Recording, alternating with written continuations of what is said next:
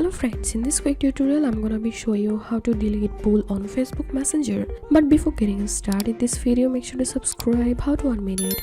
So as you can see here, right now I'm in a group conversation and here I created a poll, and if I want to delete this like button from here we can see here's option to delete message or like button. But if I tap on poll, here is no option to delete poll from Facebook Messenger.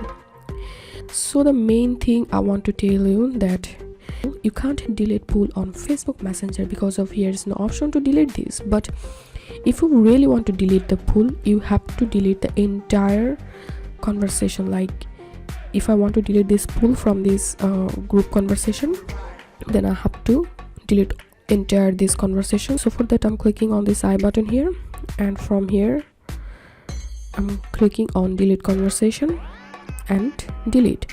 So this was the only way we can delete our poll on Facebook Messenger. So if you want to delete your poll on Messenger, you have to delete entire conversation. So that's it for now. If you find this video helpful, make sure to subscribe, how to unmute it. Thanks for watching this video.